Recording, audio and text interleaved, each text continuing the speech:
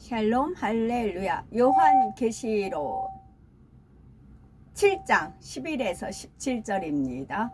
모든 천사가 보호자와 장로들과 내 생물의 주위에 서 있다가 보호자 앞에 엎드려 얼굴을 대고 하나님께 경배하여 이르되 아멘. 찬송과 영광과 지혜와 감사와 존귀와 권능의 힘이 우리 하나님께 세세토록 있을지어다. 아멘 하더라.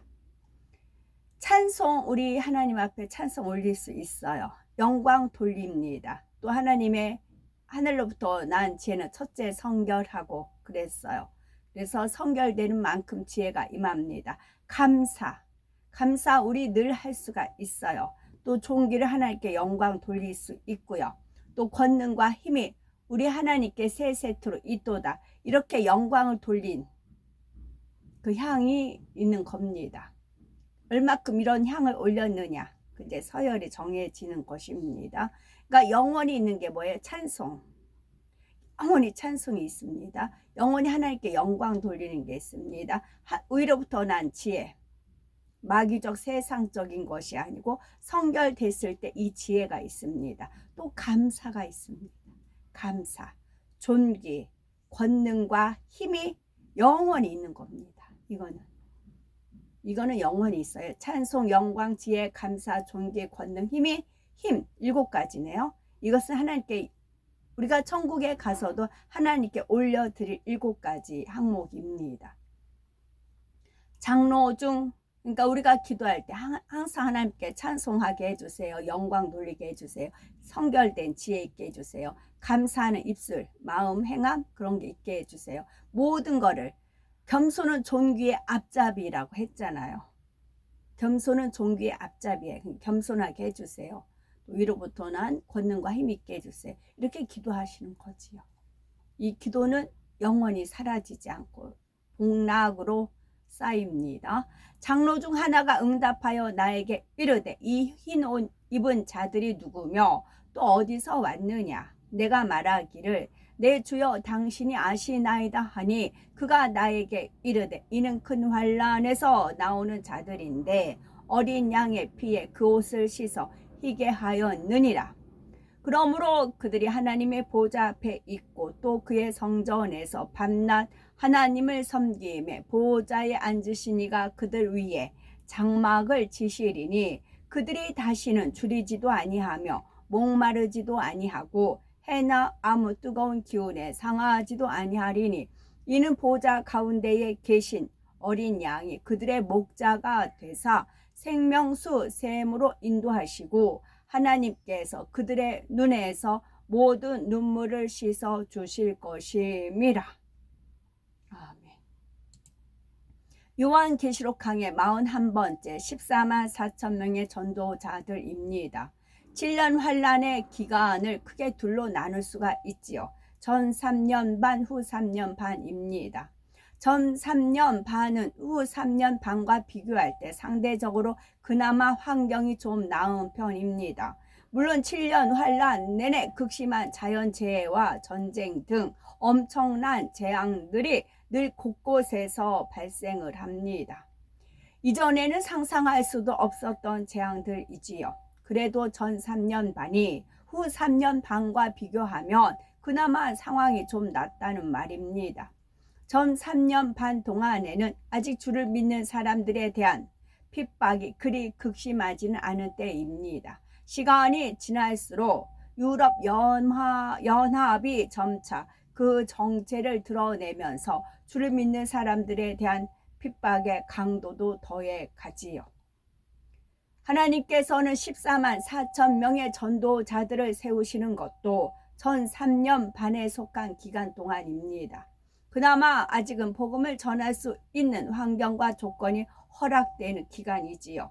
이 기간 동안에 세움을 받은 14만 4천 명의 전도자들은 주님을 위해서 생명까지도 드릴 수가 있는 중심을 가진 사람들입니다.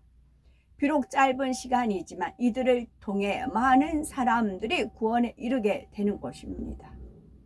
통곡의 벽에 수많은 사람들이 가서 기도하잖아요. 기도 제목은 이제 해 써가지고 그 벽돌 틈에다가 이제 꽂고 그러잖아요.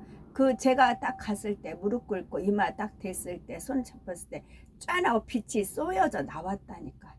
빛의 이마에 빛이 세 차례 압축하면서 압축이라는 음성이 들리면서 그랬다고요. 그때는 저한테 하나님께서 사명을 주셔서 전달하기 위해서 이제 매개체로 쓰셨잖아요. 그렇게 저는 이제 저도 똑같은 사람인 저한테 역사하셨으면 그런 역사가 일어나면 어떻게 되겠어요? 14만 4천 명한테 그런 능력, 권능과 힘이 주어집니다. 아까 여기 읽었잖아요. 찬송 다시 한번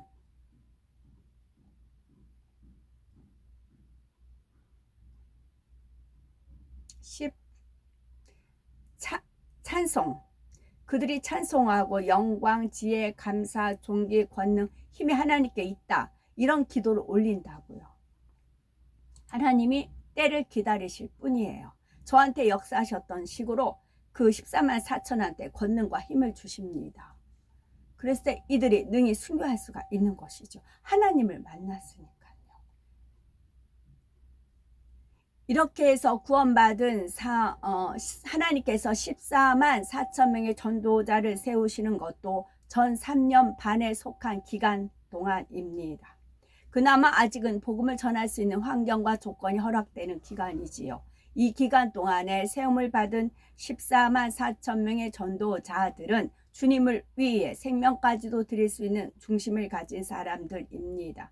비록 짧은 시간이지만 이들을 통해서 많은 사람들이 구원에 이르게 되는 것이지요. 그 헤브라님한테 배운 것이 이제 애 먹었다.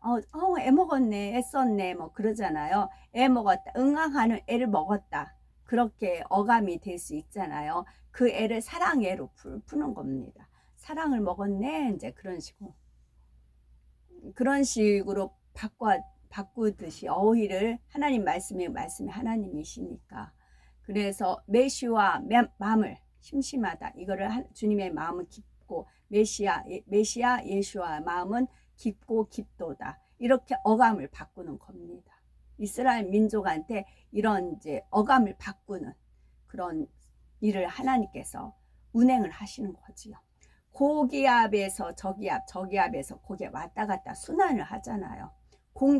바람이 세계를 바람이 순환을 하잖아요. 해가 하나지만 전 세계에 비추듯이 바람도 마찬가지예요. 순환을 하는 겁니다. 바람이. 그런 작업을 하는 겁니다. 그렇기 때문에 제가 만났던 하나님을 그대로 역사를 한다고 해보세요. 두 중에는 특별한 경우였고 그 한 분은 그 당시 정말 완전히 하나님 앞에 하나님 영에 사로잡힌 분이었어요. 그런 상황을, 그런 현상을, 그런 권능과 힘을 14만 4천한테 푸신다고요. 하나님께서. 그랬을 때 이들이 능히 순교할 수가 있고 전도할 수 있고 전도받은 자들 구원에 이를 수가 있는 겁니다. 하나님 손바닥 디딜 아주 쉬우세요. 단지 때를 기다릴 뿐이십니다. 이렇게 해서 구원받은 사람들은 쭉정이 신자로 있다가 이 땅에 떨어져서 순교를 통해서 간신히 구원받은 사람과는 다르다 했습니다. 이들은 예수 그리스도를 제대로 알지도 못한 채 자칫 지옥으로 갈 뻔한 사람들이지요. 그런데 기회가 와서 예수 그리스도를 영접하고 구원에 이르니 오직 감사 또 감사할 따름입니다. 그리고 제가 이스라엘 보름 동안 머물렀을 때 그 검은 옷 입고 막 그런 사람들만 한 명도 저랑 눈 안 마주쳐요. 일부러 제가 그들 있는 데도 가거든요. 한 명도 저하고 눈은 안 마주쳐요. 그들은 완전히 유대 종교인들인 거죠. 우리나라에서도 종교인들은 저 엄청 싫어하잖아요. 그러나 일반인들은 아니었어요. 하나같이 반갑게 맞이해주고 그중에 꼭 한 무리만, 한 사람만, 어느 모임에게도 한 사람만 저를 약간 등한히 했지 어딜 가도 제가 청년들 모임인데도 가고 어르신들 진짜 89 되신 분들이 댄스를 하시더라고요. 제가 거기 가서도 같이 댄스하고 또 아가들이 또 공원에서 놀아요. 아가들이 이제 놀면 저도 옆에서 이제 행복하게 같이 그들과 호흡을 맞추잖아요. 그러면 컴온 컴온, 그 아가가 그래요. 컴온 컴온, 오라, 자기들 무리 속에 오라는 거예요. 자기들이랑 같이 이제 게임을 하자. 그래서 어딜 가든지 다 반갑게 맞이했어요. 영을 터치하는 거예요. 그러니까 제가 사인했다는 이유가 그 하나님께서 하셨다는 이유가 그러거든요. 하나님 영에 이끌려서 가는 곳마다 사인을 했어요. 그랬을 때, 그리고 이제 그들이 허다못해 저쪽 어디 산인가 그 야산을 갔는데도 한 대여섯 명이 참 재밌게 건전하게 청년들이 게임을 해요. 제가 그럼 가까이 가요. 지금은 이제 뭐 샬롬이란 말도 했겠죠. 라임 네아키라고 했겠죠. 근데 그 당시 못하니까 그냥 웃어요. 웃으면 그들도 반갑게 맞이해주고 뭔 게임하는가 이제 구경하고, 그렇게 해서 보름 동안에 사인하면서 다녔다고요. 영을 터치를 했다고요. 영을 터치해서 이제 씨앗을 뿌렸어요. 그게 꽃이 피고 열매가 맺는다고요. 그 시기가 되면, 그게 2019년도였잖아요. 19, 20, 21, 22, 23, 24, 24, 25 쭉 되는 거지. 하나님은 대기만성, 항상 그 미리 준비, 여호와 일의 하나님이십니다.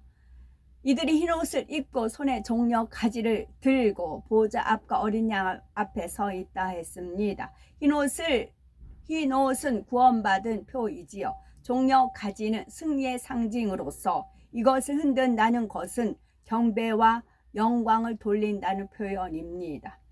또한 이들은 큰 소리로 구원하심이 보호자에 앉으신 우리 하나님과 어린 양에게 있도다 외치고 있지요.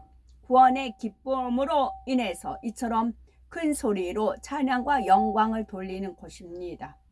기쁨과 은혜가 충만하게 되면 누가 시키지 않아도 큰 소리로 찬양도 하고 기도도 하게 됩니다. 하나님의 은혜로 구원받은 사람들이 하나님과 주님께 영광을 돌릴 때 이에 화답하는 소리가 있습니다.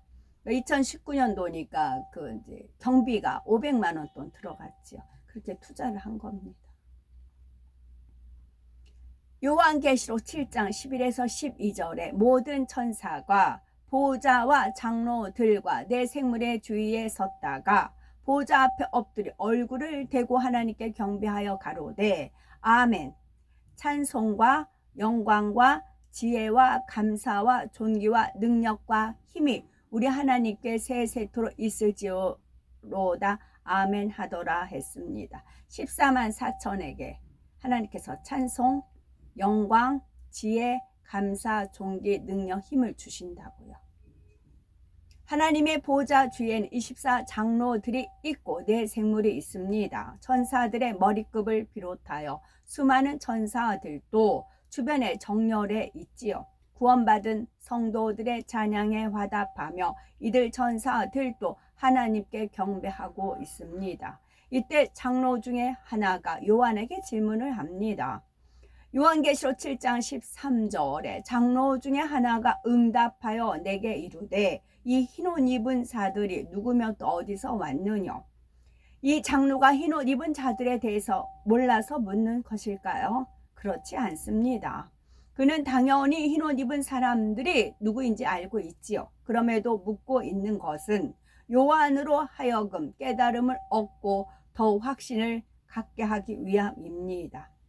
다시 말해서 본인은 이미 알고 있지만 그것을 상대에게 일부러 묻는 것이지요. 이렇게 하면 그냥 알려주는 것과는 상대방에게 심겨지는 정도가 다르지요. 더 확실하게 입력이 됩니다. 또한 왜 이런 질문을 하는가 궁구해 봄으로써 스스로 깨달음을 얻을 수도 있습니다. 예수님께서도 제자들에게 사람들이 인자를 누구라 하느냐 물으신 적이 있습니다. 예수님께서 어찌 사람들이 예수님에 대해서 무엇이라 말하는지 모르셨겠습니까? 그럼에도 제자들에게 물으셨지요. 이에 제자들은 마태복음 16장 14절에 가로되 더러는 세례 요한, 더러는 엘리야, 어떤 이는 에레미야나 선지자 중에 하나라 하나이다 대답을 합니다. 당시 예수님에 대해 안 좋은 말도 있었지만 제자들은 그런 것을 말씀드리지 않았지요. 이는 윗사람을 속이고 숨기려는 거짓 보고와는 전혀 다른 차원입니다. 긍정적인 믿음의 고백이요 선한 고백인 것이지요. 제자들의 이러한 믿음을 보시고 예수님께서는 다시 의미 있는 영적인 질문을 던지십니다. 마태복음 16장 15절에 가라사대 너희는 나를 누구라 하느냐 물으셨던 것입니다. 이에 제자 중에 시몬 베드로가 대답하지요. 주는 그리스도시요 살아계신 하나님의 아들이시니다. 베드로는 이 고백으로 인해 예수님으로부터 엄청난 영적인 축복을 받습니다. 마태복음 20장 33절에 예수님께서 소경된 두 사람에게 질문을 하십니다. 너희에게 무엇을 하여 주기를 원하느냐 하셨지요. 이에 소경 둘은 대답하기를 주여 우리 눈 뜨기를 원하나이다 했습니다. 그 결과 두 소경은 눈을 뜨게 됐지요. 이때 만약 두 소경이 육신의 생각을 동원하였다면 어떻게 되었을까요? 지금 소경된 우리를 보시면서도 우리에게 무엇하여 주기를 원하느냐 물으시다니 예수님께서 농담을 하시나? 예수님께서 어찌 우리가 무엇을 원하는지 꼭 물으셔야 아신다는 말인가? 이런 육신의 생각을 동원했다면 그들은 응답을 받지 못했을 것입니다. 이 본문에 흰 옷 입은 사람들은 누구이며 또 어디서 온 사람들일까요? 이들은 7년 환란 중에 이삭 죽기를 통해서 구원에 이른 영혼들입니다. 이들 중에는 겨우 구원에만 이른 영혼들도 있지만 14만 4천 명의 하나님의 종들도 들어있지요. 이들이 다 같이 흰옷을 입었다 해도 단지 구원에만 이른 영혼들이 입는 흰옷과 14만 4천의 하나님의 종들이 입는 흰옷과는 다릅니다. 비록 7년 환란 중에 이삭 죽기를 통해서 구원에 이르렀다 해도 어떤 영혼은 3천층에 어떤 영혼은 낙원 가장자리에 들어가는 것입니다. 사도 요한이 이러한 것들에 대해서 아직 자세히 다 아는 것은 아니지요. 그래서 자신에게 질문을 했던 장로에게 다시 내 주여 당신이 알리이다 라고 대답하게 됩니다. 이에 장로가 흰옷 입은 무리에 대해서 설명을 하지요. 요한계시록 7장 14에서 17절에 그가 나더러 이르되 이는 큰 환란에서 나오는 자들인데 어린 양의 피에 그 옷을 씻어 희게 하였느니라. 그러므로 그들이 하나님의 보좌 앞에 있고 또 그의 성전에서 밤낮 하나님을 섬기며 보좌에 앉으신 이가 그들 위에 장막을 치시리니 저희가 다시 줄이지도 아니하며 목마르지도 아니하고 해나 아무 뜨거운 기운에 상하지 아니할지니 이는 보좌 가운데 계신 어린 양이 저희의 목자가 되사 생명수 샘으로 인도하시고 하나님께서 저희 눈에서 모든 눈물을 씻어 주실 것임이니라 했습니다. 이처럼 장로는 이미 흰옷 입은 무리에 대해서 자세히 알고 있었지요. 그럼에도 불구하고 사도 요한에게 질문을 했던 것입니다. 이렇게 함으로써 사도 요한으로 하여금 잠시 궁구해 보도록 했던 것이지요. 그래야 이제 장로가 그들에 대해서 설명해 줄 때 더 밝히 깨우칠 수가 있고 마음에 더 명심할 수가 있다 했지요. 먼저 장로는 그들이 큰 환란에서 나오는 자들이라 했습니다. 바로 7년 환란 가운데서 믿음을 지키고 구원에 이르렀음을 말하지요. 이것이 결코 쉬운 것은 아닙니다. 그나마 이들은 마음에 선한 양심이 있었기에 7년 환란 중에라도 주님을 영접하고 끝까지 믿음을 지킬 수가 있었던 것입니다. 그중에 14만 4천 명의 하나님의 종들은 특별한 은혜를 입은 자들이지요. 단순한 구원의 차원이 아니라 3천층을 바라볼 수 있는 자격을 얻었지요. 따라서 어린 양의 피에 그 옷을 씻어 희게 하였느니라는 말씀에는 두 가지 의미가 있습니다. 한 가지는 단순히 구원받았다는 의미이고 또 하나는 마음을 깨끗이 씻었다는 의미입니다. 옷은 곧 마음을 의미하는데 이러한 마음을 어린 양의 피로 씻어 희게 하였다는 것은 성결을 의미합니다. 그러므로 본문에 나오는 흰옷 입은 무리들 중에는 단순히 구원에만 이른 영혼들도 있지만 3천층에 가는 영혼도 있는 것입니다. 7년 환란 중에 세상과 타협하지 않고 믿음을 지켜 구원에 이르는 것도 결코 쉬운 일은 아닙니다. 그런 가운데서도 어찌하든지 악을 버리며 마음의 할례까지 했다는 것은 대단한 것이지요. 성령의 도우심을 받은 것이 아님에도 하나님의 말씀을 듣고 선한 양심 가운데 마음의 할례를 이루었으니 말입니다. 말씀을 육으로 오해해서는 안 됩니다. 장차 천국에 가게 되면 아무나 하나님의 보좌 앞에 서는 것이 아닙니다. 더욱이 하나님의 성전에서 밤낮 하나님을 섬긴다는 것은 너무나도 영광스러운 사명이지요. 이러한 사명을 이삭 죽기 구원을 통해 얻은 영혼들에게 맡길 수 있는 것은 아닙니다. 물론 그들 중에는 3천층에 들어갈 자격을 가진 하나님의 종들도 있습니다. 그들 역시 하나님의 보좌 앞에까지 나갈 수가 있는 것은 아니지요. 그렇다면 본문의 장로는 왜 이렇게 말하는 것일까요? 장차 우리가 천국에 가게 되면 하나님께서는 새 예루살렘뿐만 아니라 천국의 모든 곳을 두루 감찰하십니다. 이스라엘 어휘에는 남성이 있고 여성이 있다고 그러잖아요. 그래서 예루살렘은 뭐냐니까 여성형이래요. 예루살렘은 여성이고 나무 종류는 남성.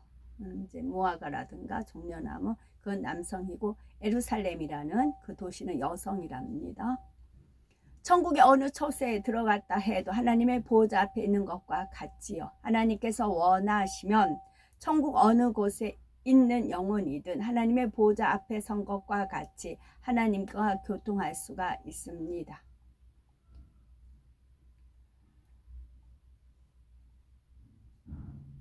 칠년 환란 중에 구원받은 영혼들 그들 중에서도 14만 4천 명의 하나님의 종들이 하나님의 보좌 앞에 있고 또 그의 성전에서 밤낮 하나님을 섬긴다. 이 대목을 설명한 것입니다.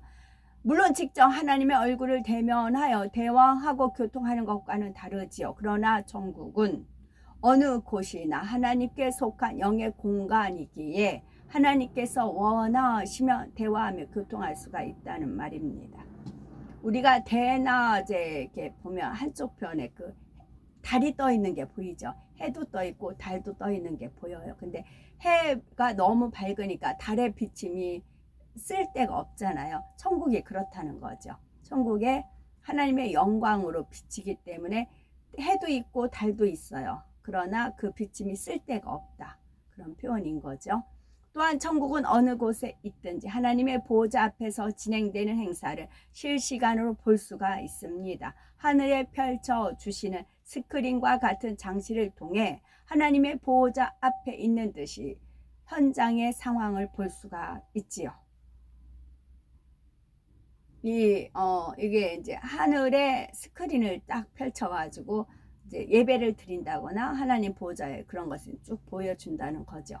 낙원 1천층 하는 사람들도 이것을 휴거되는 장면을 2000년 제가 거의 3월 1일 날 퇴원했으니까 2000년 2월 중에 거기는 이제 정신병원이 밥때만 기다립니다. 밥때만 기다립니다. 그래서 12시 되기 전에 한 11시 반부터 기다리나 봐요. 줄을 씁니다. 근데 막 이제 줄을 서는 중에 하나님께서 이끄셔서 창밖을 봤어요. 창밖을 봤는데 2000년 2월 중입니다. 봤는데 구름 한 점이 딱 뜨더라고요. 구름 한 점이 딱 뜨더니 구름이 막 서서히 모이기 시작을 하더라고요. 그러더니 구름이 이제 제가 그 주님 휴거 그 장면 영광의 구름 그 형상이 있더라고. 그런 밑에 사람들이 쫙 있고 한순간에 그러더라고요. 2000년도였어요. 그러니 저는 뭐 당장 주님이 그때 오시는 줄 알았지요. 제가 갇혀있는 상황이었고 통제받는 상황이었기 때문에 그런 줄 알았어요. 지금 2024년 25년을 향해서 가고 있습니다. 비록 이삭 죽기 구원을 통해서이지만 그래도 3천층에 들어간 영혼들에게는 주님을 뵐 수 있는 자격이 있습니다. 새 예루살렘에 초대받아 삼위일체 하나님 앞에 펼쳐지는 연회나 행사에 참석할 수가 있지요. 반면에 낙원에 들어간 영혼들은 새 예루살렘 한번 가보는 것이 사실 영원토록 쉽지 않은 상황입니다. 낙원의 대표자급 되는 영혼들에게 그나마 한 번쯤 기회가 주어질 뿐이지요. 막상 새 예루살렘에 누군가로부터 초대장을 받는다 해도 스스로가 민망하여 새 예루살렘에 갈 수가 없는 것입니다. 제가 이렇게 날짜를 기억할 수 있는 은혜는 3월 1일 퇴원, 13일 날 다시 제2번 그런 식으로 날짜별 또 요일별 움직이셨어요. 그래서 기억이 됩니다. 무턱대고 하신 게 아니고요. 주님께서 날짜가 오늘 13일이네요. 제2번하고 퇴원하고 3월 1일 퇴원하고 그리고 이제 의미를 부여해 주셔야죠. 3일절이다. 유관순처럼 대한독립만세 하듯이 또 가서 외쳐야 된다. 이런 식으로 이끌어 주셔서 기억을 하는 겁니다. 은혜이지요. 아멘. 하물며 낙원 가장자리에 들어가는 영혼들은 어떻겠습니까? 또 그의 성전에서 밤낮 하나님을 섬긴다 했는데 이 역시 진짜로 하나님의 성전에서 밤낮 하나님을 섬긴다는 뜻이 아닙니다. 여기서 말씀하시는 하나님의 성전이란 넓은 의미로 천국 전체를 의미하지요. 그러므로 성전에서 하나님을 섬긴다는 것은 전국에서 하나님을 섬기며 산다는 의미입니다. 섬긴다는 의미도 봉사하고 심부름한다는 뜻이 아니라 하나님을 찬양하고 경배하는 것을 뜻하지요. 장차 천국에 가서 실제로 하나님의 성전에서 밤낮 삼위일체 하나님을 섬기는 분들도 있습니다. 시편 101편 6절에 내 눈이 이 땅에 충성된 자를 살펴 나와 함께 거하게 하리니 완전한 길에 행하는 자가 나를 수종하리로다 말씀하셨지요. 이러한 말씀에 합당한 자격을 갖추게 되면 그런 영혼에게는 영광스러운 자리가 허락이 되지요. 다음으로 보좌에 앉으신 이가 그들을 위해 장막을 치시리니 했습니다. 하나님께서는 천국에 들어온 영혼들에게 각각 합당한 처소를 주십니다. 1천층 이상에 들어가는 영혼들에게는 개인적으로 집이 주어지지요. 물론 낙원에 들어가는 영혼들에게도 공동으로 거주할 수 있는 공간이 주어집니다. 장막을 치신다 라는 뜻에는 두 가지 의미가 있습니다. 첫 번째로 겨우 낙원에 들어가는 영혼들을 위해 그들의 거처를 마련해 주신다는 의미이고, 장막은 볕이나 비를 막고 사람이 들어가 있도록 둘러치는 막이지요. 고정된 집의 개념이라기보다는 임시적이고 유동적인 거처를 의미합니다. 이런 것처럼 낙원에 들어가는 영혼들에게는 고정된 자기만의 공간이 허락되지 않습니다. 상황에 따라 허락되는 범위 안에서만 쉼을 취할 수 있는 공간이 주어지는 것이지요. 그런데 1천층 이상에 들어가는 영혼들에게 있어서는 장막의 의미가 좀 다릅니다. 장막을 치신다는 말씀의 두 번째 의미는 낙원과는 달리 자신만의 거처를 주신다는 뜻입니다. 자신들이 이 땅에서 심고 행한 것에 따라 하늘나라에서 아름다운 상급과 장막으로 갚아주신다는 사실이지요. 특히 3천층 이상에 들어가는 영혼들과 2천층 이하에 머무는 영혼들과는 주어지는 장막의 수준도 차원이 다릅니다. 2천층에서 가장 좋은 집이라고 해도 거기에는 자신이 원하는 시설이 하나밖에 주어지지 않습니다. 반면에 3천층부터는 원하는 것은 무엇이나 주어진다 했지요. 물론 새 예루살렘의 집들은 3천층의 집들과 비교할 때 또 차원이 다릅니다. 그러니 정녕 천국을 소망하며 믿음이 있다며 어찌하든 3천층 이상 기왕이면 새 예루살렘에 반드시 들어가고자 노력할 수밖에 없는 것입니다. 그때 가서 후회하시면 안 되고요. 이 땅에서 최선을 다하시면 됩니다. 이런 비밀을 아는 사람이 극히 드물죠. 극히 드문 저 M교회 어뢰로 무너졌잖아요. 그들의 믿음이 다 사라졌잖아요. 이게 다 뻥인가 보다 한다니까요. 뻥인가 보다. 실컷 믿고 갔어요. 근데 그 후에 이제 대가리가 죽었잖아요. 그러니까 뭐야, 우리가 믿었던 게 다 허망한 거야? 거짓이야? 하고 사그러졌어요. 근데 하나님은 그게 하나의 신의 한 수죠. 신의 한 수였어요. 그래야 이 말씀들이 거기서 미리 선포돼서 어차피 자기가 성령 하나님이기 때문에 자기 말을 거절하고 거부하며 성령 해방 모두 거역죄 진다 해서 자신 있게 나간 겁니다. 이 대언의 말씀 쭉 나온 것을 자신 있게 나간 거예요. 그래서 오늘날 제가 읽어 드리는 것이고, 이거를 믿음으로 자꾸 받다 보면 믿음이 이거를 그냥 뭐 이래 따지지 말고 콩나물에 물 주듯이 그냥 이렇게 듣다 보면 어느 순간에 믿음이 자랍니다. 정말 믿어져요, 이것이. 그리고 믿어지고 선한 욕심이 생기고 하나님의 은혜와 능력을 공급해 주십니다. 믿어지는 믿음이 주어집니다. 겸손하게 가시면 하나님께서 은혜를 주십니다. 2000층에서 가장 좋은 집이라고 해도 거기에는 자신이 원하는 시설이 하나밖에 주어지지 않습니다. 반면에 3000층부터는 원하는 것은 무엇이나 주어지지요. 특히 새 예루살렘의 집들은 3000층의 집들과 비교할 때 또 차원이 다릅니다. 그러니 정령 천국을 소망하며 믿음이 있다면 어찌하든 3000층 이상 기왕이면 새 예루살렘에 반드시 들어가고자 노력할 수밖에 없는 것입니다. 천국이 믿어지고 처소마다 엄청난 차이가 있다는 것이 믿어진다면 어찌하든 더 좋은 천국의 처소에 들어가고자 하지 않겠습니까? 더 좋은 천국을 사모하지도 않고 진노에 들어가기 위해서 노력하지 않는 이유는 결국 그것이 온전히 믿어지지 않기 때문입니다. 7년 환란 중에 구원받은 영혼들은 전무후무한 환란을 경험해 보았습니다. 특히 주님을 믿는 사람들에게는 더욱 혹독한 핍박과 환란이 가해지지요.